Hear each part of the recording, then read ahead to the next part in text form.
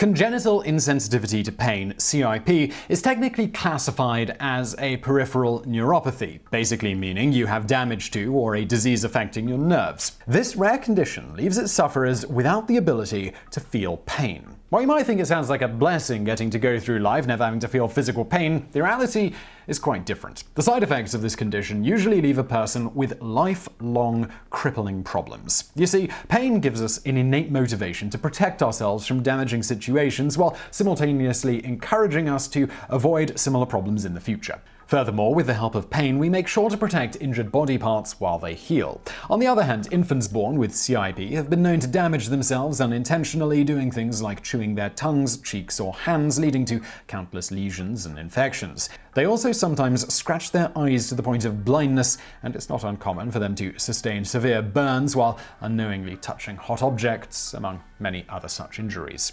As a person grows up with the illness, numerous orthopedic complications begin to arise, such as bone deformities from untreated fractures. They also sometimes have joint problems known as a Charcot joint. This progressive degeneration of a weight-bearing joint is caused by frequent bone destruction and resorption that can lead to malformations, loss of function, and sometimes amputation. CIP sufferers also widely report the inability to smell, which is known as anosmia. This all brings us around to why people with this condition cannot feel pain. Currently, there are 3 known genes with 28 mutations that can lead to a diagnosis of CIP, all of which concern either how nerves transmit pain signals or the total number of nerves present. The first gene to be discovered affecting CIP patients is known as SCN9A. Mutations of this gene produce non-functioning sodium channels. Why this is important is that neurons responsible for painful stimuli need voltage-gated sodium channels to generate nervous impulses that can notify the brain of pain. Thus, in this case, painful stimuli sensed by a nerve never reach the brain. Another gene, SCN11A, also affects sodium channels. Instead of producing inactive sodium channels, mutations of this gene cause them to become overactive.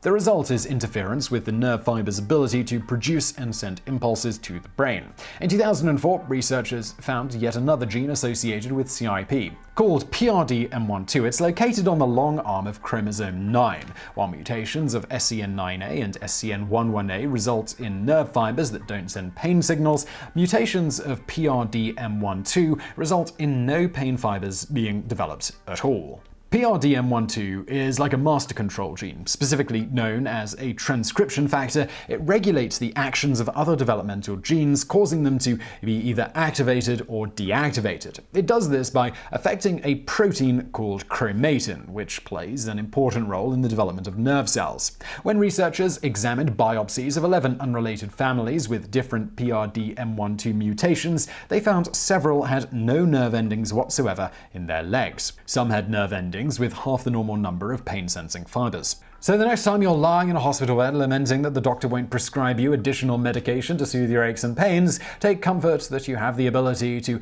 know you have an injury in the first place, because the alternative is not pleasant. And now for a bonus fact. Speaking of pain, never wonder why the cut from a paper cut seems to hurt so much more than a normal cut? Well, want to know more?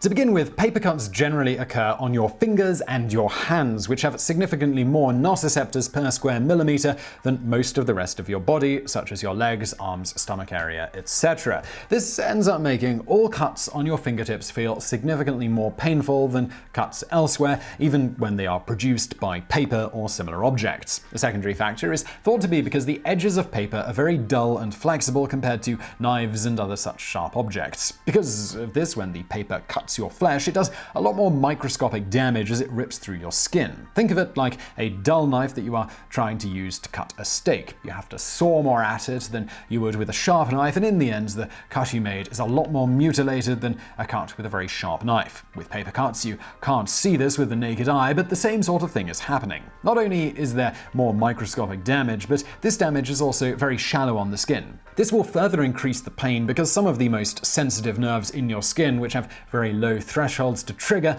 are near the surface. Thus, it gives a much sharper and distinct pain than if the cut had caused the same type of damage to nerves deep in your flesh, which would send signals back to the brain which are more akin to a throbbing sensation. Further, the paper cut, being a very shallow wound, will also tend to hurt longer because it won't bleed as much and sometimes not really bleed at all. This leaves the nerves open to the air and other irritants, so they will continue to be in an activated state for much longer than more significant cuts.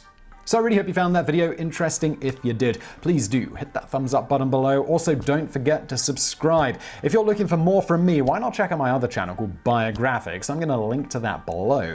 And as always, thank you for watching.